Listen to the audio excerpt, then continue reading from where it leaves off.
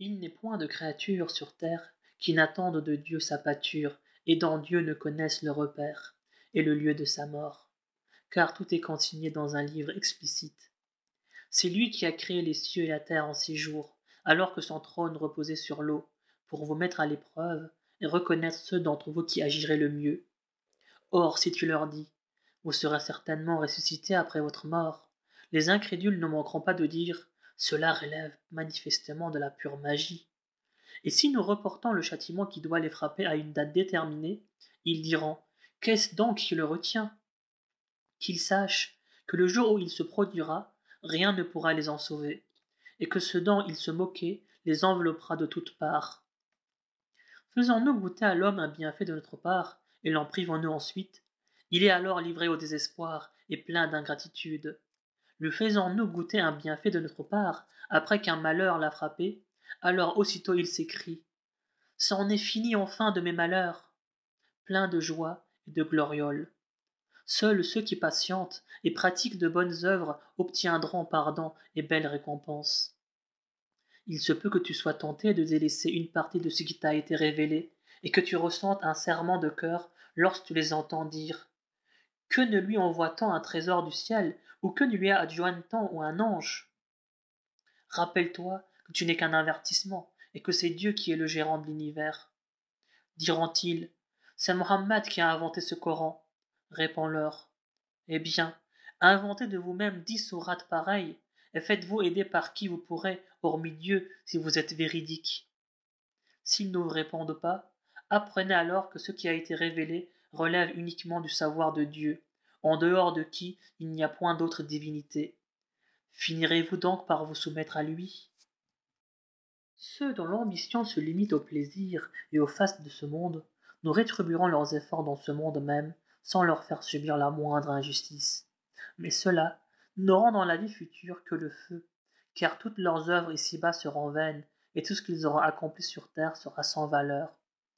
Peut-on comparer ces gens-là à ceux qui se réfèrent à une preuve évidente émanant de leur Seigneur, et qu'un témoin envoyé par lui vient leur réciter, corroborant ainsi l'écriture de Moïse, qui était révélée pour servir de guide et de bénédiction? Ce sont ceux-là les vrais croyants. Quant à ceux parmi les factieux qui refusent de croire, ceux-là, leur rendez-vous est déjà pris avec l'enfer. N'aie aucun doute là-dessus, car c'est là la stricte vérité émanant de ton Seigneur.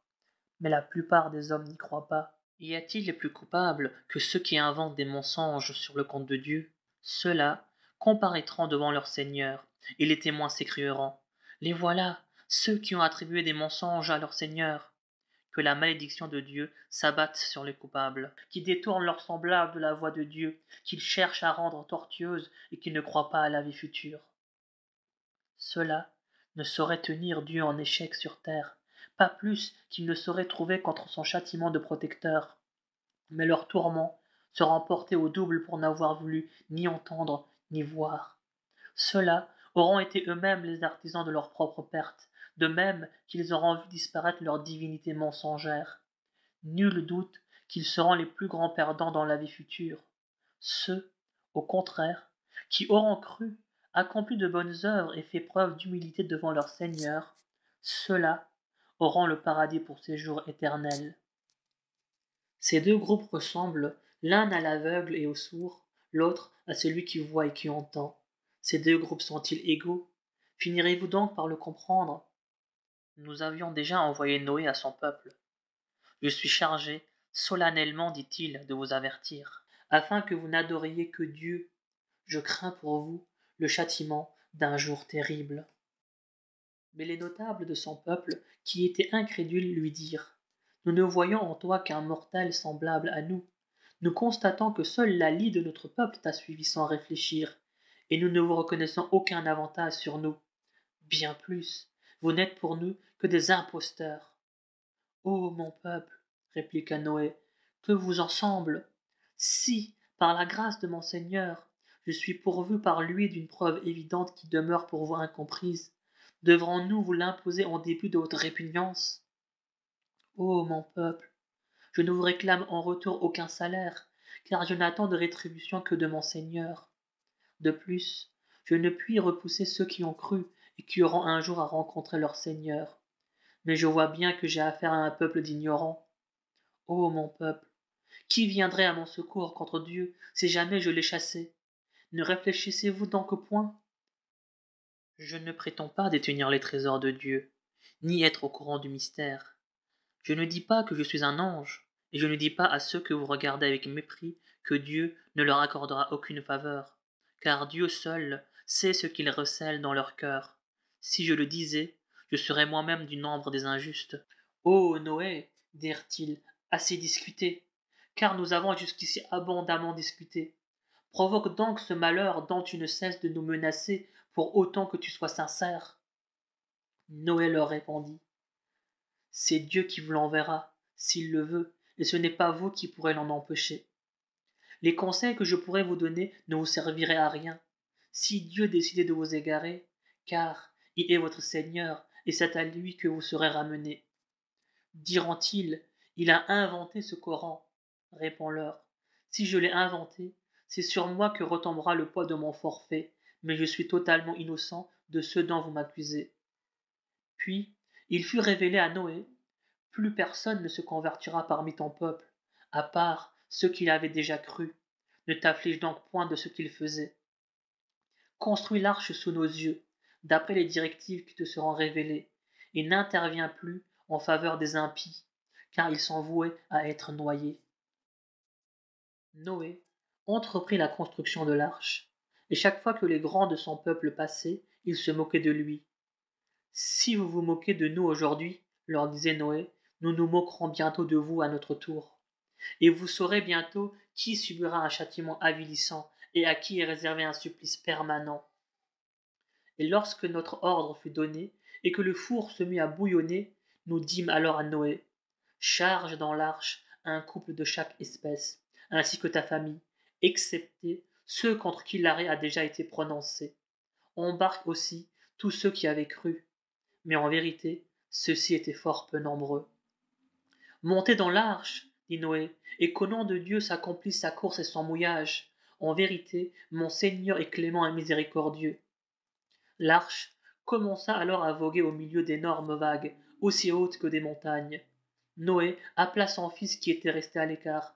Mon cher fils, monte avec nous, ne reste pas avec les impies. Je vais me retirer, dit-il, sur une montagne qui me mettra à l'abri des eaux. Nul n'échappera aujourd'hui à l'arrêt de Dieu, excepté celui qui aura bénéficié de sa grâce, dit Noé. Puis les flots s'interposèrent entre eux, et le fils de Noé fut submergé. Et il fut dit, ô terre, absorbe tes eaux, et toi, ciel, arrête tes pluies. Et aussitôt les eaux baissèrent. L'ordre de Dieu fut exécuté, et l'arche s'arrêta sur le mont Jodi. Et l'on entendit dire, loin d'ici, la gente perverse. Noé adressa alors cette prière à son Seigneur. Seigneur, dit-il, mon fils fait partie des miens. Ta promesse est la vérité même, et tu es le plus équitable des juges. Ô Noé, répondit le Seigneur, celui-là ne fait point partie des tiens, car il a commis un acte impie.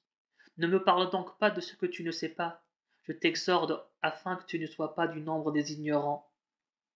Seigneur, dit Noé, je cherche refuge auprès de toi contre toute demande de ma part au sujet de choses qui me dépassent. Si tu ne me pardonnes pas et ne m'accordes pas ta miséricorde, je serai du nombre des perdants. Ô Noé, lui fut-il dit, débarque en paix et avec nos bénédictions. Pour toi et pour les communautés qui seront les descendants de tes compagnons, il est cependant d'autres communautés que nous ferons jouir des biens de ce monde et auxquelles nous infligerons ensuite un châtiment douloureux.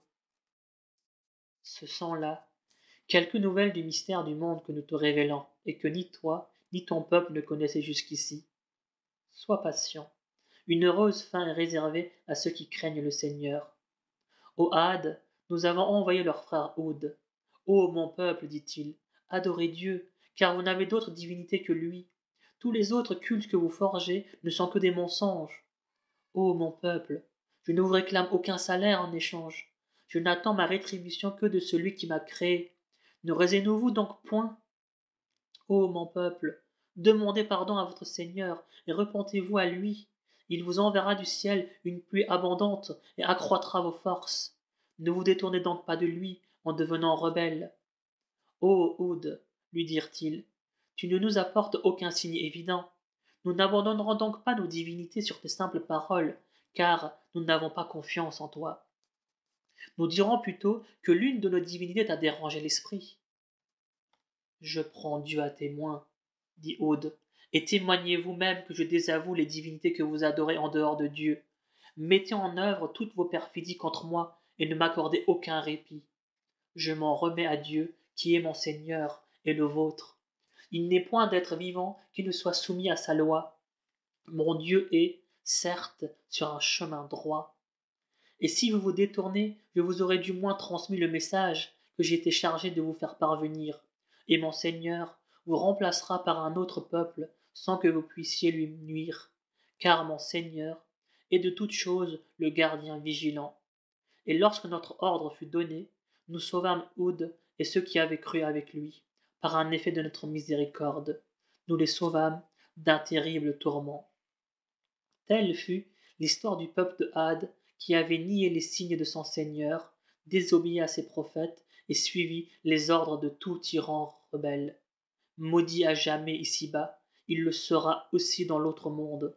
Le peuple de Had a, en effet, renié son Seigneur. Périssez donc, Had, peuple de Oud. Au Tamoud, nous avons envoyé leur frère Salih. Ô mon peuple, dit-il, adorez Dieu. Vous n'avez d'autre divinité que lui. C'est lui qui vous a formé de la terre et qui vous y a établi. Demandez-lui pardon et revenez repentant vers lui, car mon Seigneur est si proche et si prompt à exaucer les prières. Ô Salih, répondirent-ils, tu étais jusqu'ici l'objet de nos espérances. Vas-tu à présent nous interdire d'adorer ce que nos pères adoraient? En vérité, nous avons des doutes troublants au sujet du culte auquel tu nous invites. Ô mon peuple, dit-il, que vous en semble si j'étais nanti d'une preuve évidente par mon Seigneur, et s'il m'avait accordé sa miséricorde qui me protégerait donc contre Dieu, si je venais à lui désobéir. Vous ne feriez alors qu'ajouter à ma perte. Ô mon peuple, voici comme signe pour vous la chamelle de Dieu. Laissez-la paître sur la terre de Dieu, et ne lui faites aucun mal. Sinon, votre châtiment ne se fera pas attendre. Mais ils égorgèrent la chamelle. Salih leur dit alors, profitez de ces 3 jours encore dans vos demeures. Et c'est une promesse que rien ne viendra démentir.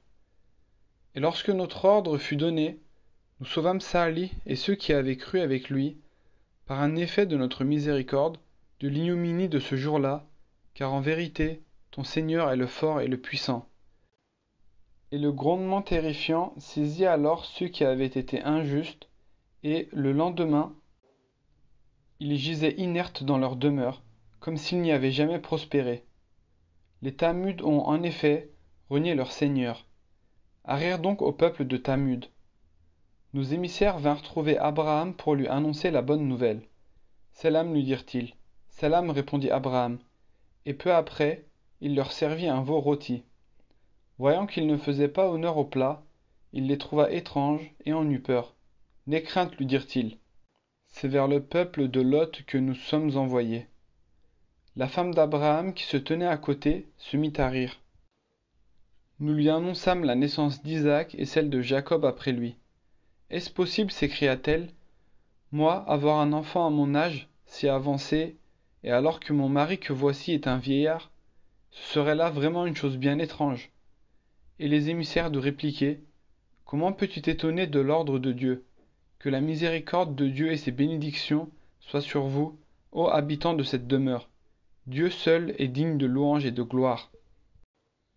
Lorsque Abraham fut remis de sa peur, et qu'il eut reçu la bonne nouvelle, il se mit à plaider devant nous la cause du peuple de Lot, car Abraham était doux, compatissant et enclin au repentir.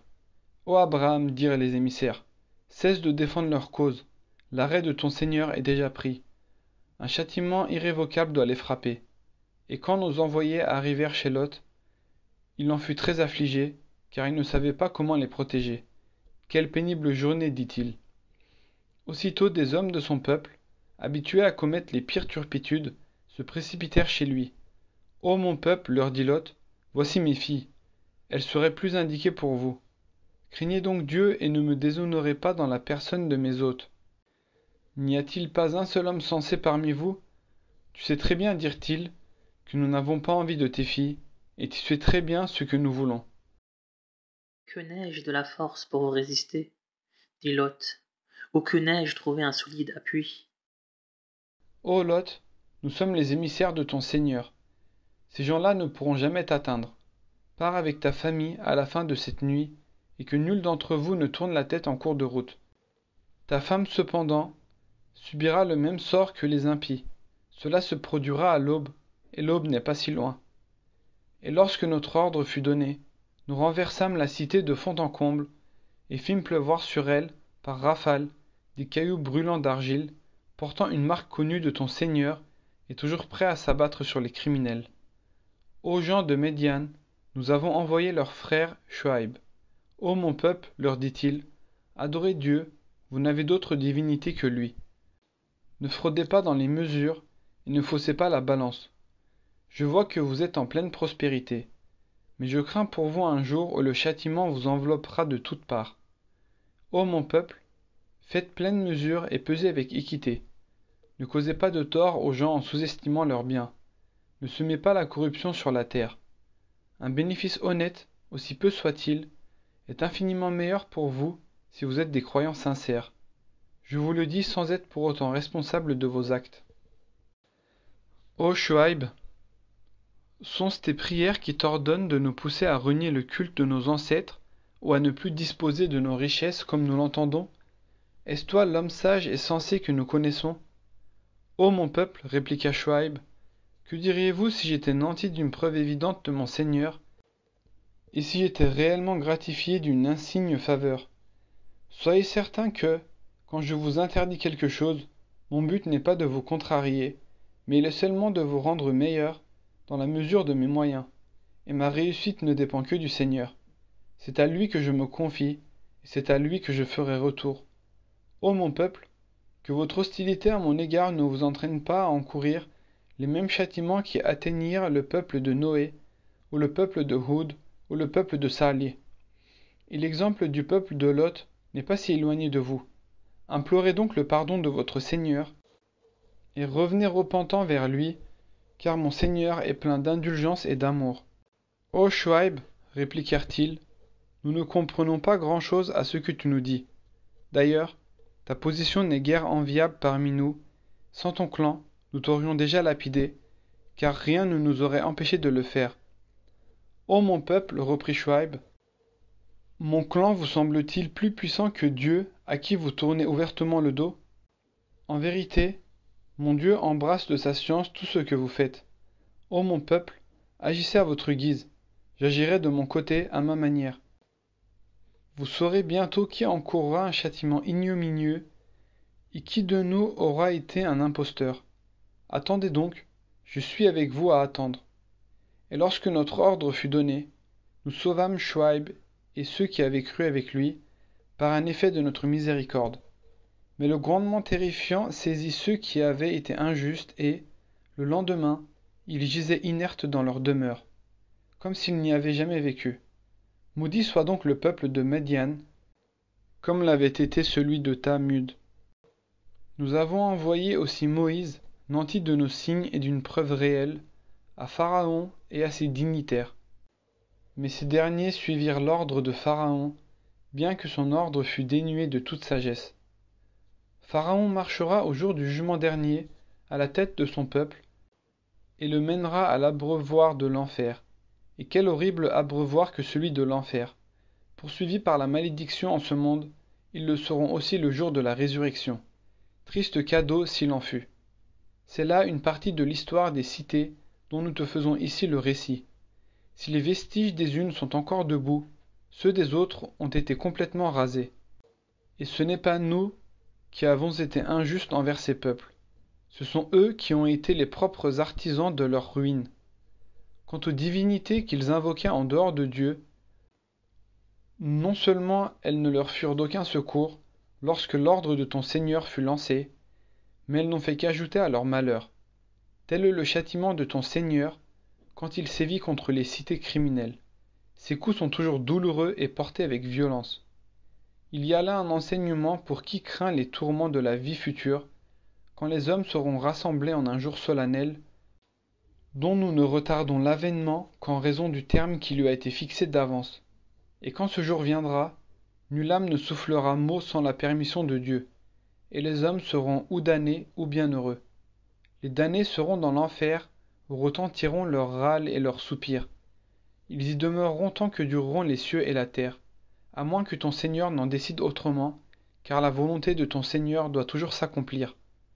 Quant aux bienheureux, c'est au paradis qu'ils iront pour y demeurer immortels tant que dureront les cieux et la terre, à moins que ton Seigneur n'en décide autrement, et ce sera pour eux un don permanent. Ne te fais aucune illusion sur ceux qu'adorent ces gens-là. Ils n'adorent que ceux qu'adorait leur Père auparavant, et nous leur attribuerons leur lot, sans en rien diminuer. Nous avons donné à Moïse l'écriture au sujet de laquelle des controverses furent suscitées. Et sans un arrêt pris antérieurement par ton Seigneur, on aurait déjà tranché leurs différends. Aussi sont-ils toujours à son sujet dans un doute troublant. À tout cela ton Seigneur attribuera le mérite exact de leurs œuvres, car il est parfaitement au courant de ce qu'ils font. Agis avec rectitude, comme il t'a été prescrit, ainsi qu'à ceux qui, avec toi, se sont repentis. Ne vous livrez pas à des excès. Dieu est bien au courant de ce que vous faites. Ne vous rangez pas du côté de ceux qui commettent des injustices, de peur que le feu ne vous atteigne. Et vous n'aurez alors point d'allié en dehors de Dieu, ni de protecteur. Pris aux deux extrémités du jour et à certaines parties de la nuit. Certes, les bonnes actions chassent les mauvaises. C'est là un rappel qui s'adresse à ceux qui savent réfléchir. Sois patient. Dieu ne frustre jamais les hommes de bien de leur salaire. Que ne s'est-il trouvé parmi les générations d'avant vous assez d'hommes vertueux pour lutter contre la corruption sur la terre, car à l'exception de la petite minorité que nous avons sauvée, les autres préféraient le luxe dont ils jouissaient et se comportaient en criminels. Ton Seigneur, en effet, ne saurait anéantir injustement les cités dont les habitants sont vertueux. Et si ton Seigneur l'avait voulu, il n'aurait fait des hommes qu'une seule communauté. Or, ils ne cessent de se dresser les uns contre les autres, à l'exception de ceux auxquels ton Seigneur a accordé sa miséricorde. Et c'est bien pour être si différent qu'il les a créés. Ainsi se trouve accomplie cette parole de ton Seigneur quand il a dit « En vérité, je remplirai la géhenne à la fois de djinns et d'hommes, tous réunis. » Tous les récits que nous te rapportons sur les prophètes sont destinés à raffermir ton cœur. Tu y découvriras la vérité, ainsi qu'une exhortation et un rappel à l'adresse des croyants. Dis à ceux qui ne croient pas, restez fermes sur vos positions. Nous aussi, nous le sommes sur les nôtres. Et attendez, nous aussi nous sommes avec vous à attendre. Dieu seul détient le mystère des cieux et de la terre, et c'est vers lui que tout fera retour. Adore-le donc, et place en lui ta confiance. En vérité, ton Seigneur n'est point indifférent à ce que vous faites. Au nom de Dieu, le clément, le miséricordieux. Elif, Lam, Ra. Ce sont là les versets du livre explicite. Nous l'avons révélé en langue arabe, afin que vous puissiez le comprendre. Nous allons te narrer, grâce à la révélation de ce Coran, l'un des plus beaux récits dont tu n'avais auparavant aucune connaissance. Un jour, Joseph dit à son père, « Ô mon père, j'ai vu en rêve 11 étoiles ainsi que le soleil et la lune prosternés devant moi. » Mon fils, lui répondit son père, ne raconte pas ce rêve à tes frères, de peur qu'ils nourrissent un complot contre toi, car Satan est pour l'homme un ennemi juré. Ainsi, ton Seigneur t'a choisi pour t'instruire dans l'art d'interpréter les rêves et pour parachever sa grâce en toi et en faveur de la famille de Jacob, comme il l'avait parachevé jadis en faveur de tes ancêtres, Abraham et Isaac, car ton Seigneur est omniscient et sage. En vérité, il y a pour ceux qui veulent s'instruire de multiples enseignements dans l'histoire de Joseph et de ses frères. Lorsque ces derniers dirent « Joseph et son frère sont plus chers à notre père que nous, bien que nous soyons plus nombreux qu'eux. C'est là une préférence injuste de sa part. Tuez donc Joseph, dirent-ils, ou éloignez-le quelque part, et de cette façon vous jouirez tout seul de l'affection de votre père et vous serez, après sa disparition, des gens bien considérés. » « Ne tuez pas Joseph, proposa l'un d'eux. mais jetez-les plutôt dans les profondeurs d'un puits. Si vous procédez ainsi, quelques voyageurs de passage pourraient les recueillir. Père, dirent-ils, pourquoi ne veux-tu pas nous confier Joseph alors que nous ne lui voulons que du bien? Envoie-le avec nous demain afin qu'il puisse s'ébattre et s'amuser sous notre garde. Je ressentirai un grand chagrin, dit le père, de vous voir l'emmener avec vous, et je crains qu'un loup ne le dévore dans un moment d'inattention de votre part. Pour qu'un loup le dévore, s'écrièrent-ils, malgré notre nombre, il faudrait que nous soyons bien lâches. Et lorsqu'ils l'eurent emmené avec eux, ils se furent mis d'accord pour le faire disparaître au fond du puits. Nous révélâmes à Joseph ce qui suit. Tu auras un jour à leur rappeler ce forfait au moment où ils s'y attendront le moins. Le soir, ils s'en revinrent auprès de leur père en pleurant. « Père, dirent-ils, nous sommes allés jouer à la course en laissant Joseph auprès de nos effets. C'est alors que le loup l'a dévoré. Mais tu ne nous croiras pas, même si nous disons la vérité. » Et ils lui présentèrent sa tunique frauduleusement tachée de sang. Le père dit alors, « Je pense plutôt que c'est un mauvais coup que vous avez monté vous-même, et je n'ai plus qu'à me résigner et à implorer l'aide de Dieu pour supporter ce que vous venez de me dire. » Puis vint à passer une caravane près du puits. Pour se ravitailler en eau, ils y envoyèrent leur pourvoyeur qui, ayant jeté son seau, s'écria « Quelle trouvaille! Voici un jeune garçon !» Ils le dissimulèrent pour le vendre telle une marchandise, mais Dieu savait bien ce qu'il faisait. Ils le vendirent à vil prix pour quelque menue monnaie, car ils ne comptaient pas le garder. L'Égyptien qui l'avait acquis dit à sa femme « Traite-le bien, peut-être nous sera-t-il utile ou serons-nous amenés à l'adopter. Ainsi avons-nous bien établi Joseph en ce pays et l'avons-nous initié à l'interprétation des rêves, car lorsque ton Seigneur décide une chose, elle s'accomplit toujours, bien que la plupart des hommes l'ignorent. Et quand Joseph eut atteint sa maturité, nous lui accordâmes sagesse et savoir, car c'est ainsi que nous récompensons les hommes de bien. Or, celle qui l'avait reçu chez elle tenta de le séduire et, fermant toutes les portes, elle lui dit « Viens, je suis à toi. »« Dieu m'en préserve, s'exclama Joseph. Je ne peux trahir mon maître qui m'a traité avec générosité, car les traîtres ne peuvent jamais prospérer. » Mais elle avait complètement succombé à son charme, et lui aussi l'aurait désiré s'il n'avait pas été éclairé par un signe de son Seigneur. Et c'est ainsi que nous avons écarté de lui le mal et la turpitude. Il était, en effet, un de nos serviteurs élus. Tous deux se précipitèrent vers la porte, et elle lui déchira sa tunique par derrière. Ils trouvèrent le mari devant la porte, et aussitôt la femme s'écria « Quel châtiment mérite celui qui a voulu déshonorer ta femme, sinon la prison ou un supplice exemplaire ?» « C'est elle, répliqua Joseph, qui a voulu me séduire. » Un parent de l'épouse qui assistait à la scène intervint alors en disant « Si la tunique de Joseph est déchirée par devant, c'est la femme qui dit vrai et c'est Joseph qui ment. Mais si la tunique est déchirée par derrière, c'est elle qui ment et c'est Joseph qui est sincère. » Ayant vu que la tunique était déchirée par derrière, le mari dit « Voilà bien une de vos perfidies. Les perfidies des femmes sont vraiment redoutables. Joseph, oublie cet incident.